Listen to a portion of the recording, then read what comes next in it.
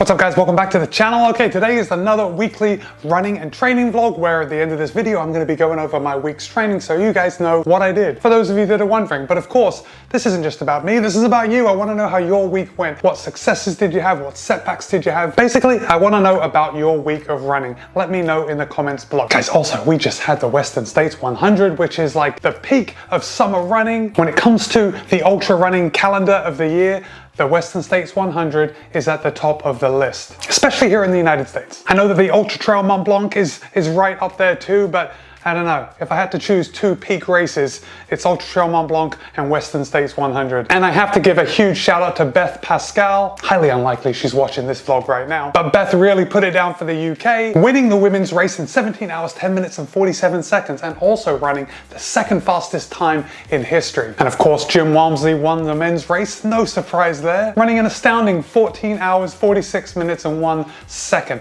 Of course, that's about half an hour off his course record time. But you know, it was a really toasty day. Temperatures were over 100 degrees Fahrenheit on the course. We're not gonna get into too much more Western States 100 stuff than that, but let me know if you watched it or followed along in the comments below. Before I get into my training, I do want to talk to you guys about interval training and what is the best intervals that you can do to get the biggest bang for your buck. Are you curious? I'm sure most of us do some kind of interval work at least once a week. I'm gonna tell you exactly what you should do to scientifically backed best interval workout. But first, we're doing another giveaway. I have this USWE visor. USWE was kind enough to send it to me when I reviewed the Pace 8 vest, but I'm really not a visor guy, so I'm gonna give it to one of you guys. To be entered into the drawing to win this USWE visor, the question of the week is, who has the most wins at the Western States 100? All you have to do is leave your answer in the comments below, be subscribed to this YouTube channel, and follow me on Instagram, and I'll announce the winner next week. Okay, intervals. Okay, now I got this idea to talk to you guys about this from an article I read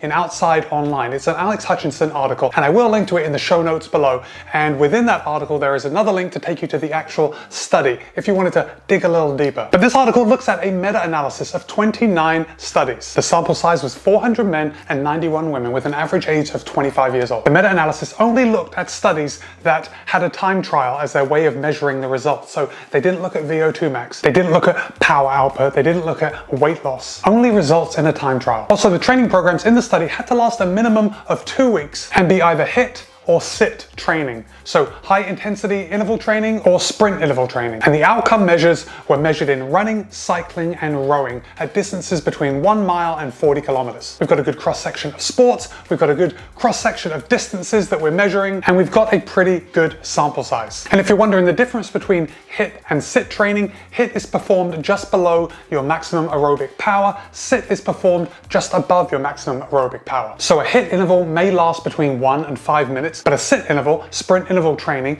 is going to last 30 seconds or less. So we've got longer HIIT workouts and shorter sit workouts. The findings were pretty fascinating. So if you're wondering about HIIT workouts can be done at different intensities. They can run from threshold pace all the way up to your maximum aerobic output. And get this, the study found that it didn't really matter. That's right, when we take all that data together, the athletes that went at a threshold intensity pace performed no better than the athletes that went at a maximum aerobic output pace. That's good news for you and I that would rather run at a threshold pace than running at that maximum aerobic pace, which is very uncomfortable. I mean, threshold pace is uncomfortable enough. The only difference in those results is that the lower intensity seemed to be run for longer intervals, which makes sense, right? If you're going at a slightly less effort, you can do those intervals a bit longer. So the high intensity HIIT workouts were done between 1 and 3 minutes, and the lower intensity HIIT workouts were done up to about 5 minutes. So in a nutshell, you can get the same benefit by running a little slower. You just have to run at that pace a little longer. It's great news for everyone. It's great news for the people that like to run hard because they don't have to do it for as long, and it's great news for people that don't like to run as hard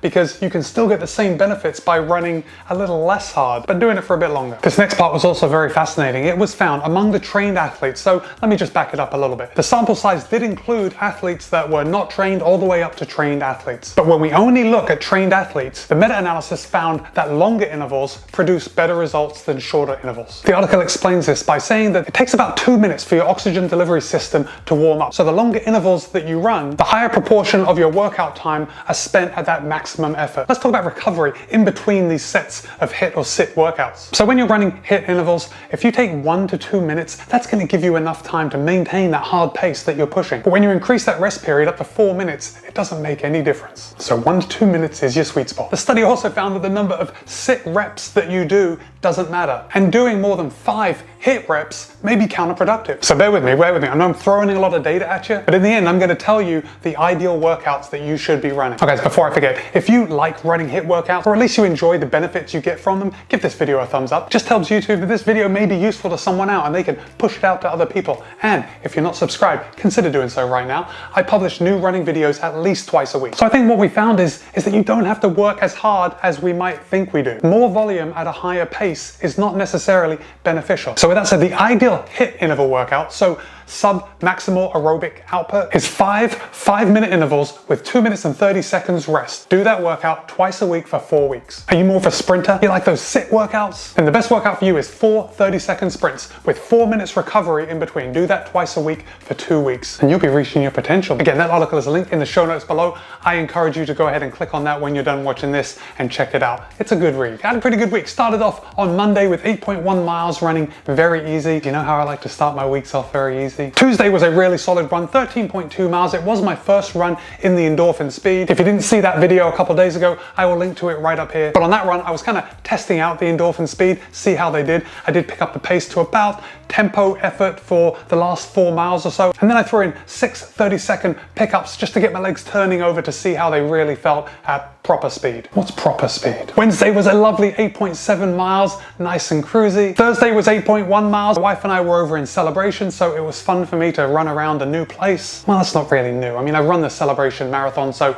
I knew where I was running, but it's different from what I do on my usual days. Friday was a good day. Went down to the Ringling Bridge, knocked out 10.3 miles, just back and forth over the Ringling Bridge. It's always good to get some hill work in. Saturday was my long run day this week, ran 17 miles with my buddy Tyler, and I have to say, it was really tough. I even brought an extra bottle with me because the last time I ran with Tyler, I thought I was getting a bit thirsty, I needed a bit more liquid. But even with that extra liquid, I had 2 gels on that run, I was still feeling really beat up. And that fatigue kind of carried over into Sunday. But because of my mileage, I had a nice and easy run on Sunday, 5.6 miles. Whew.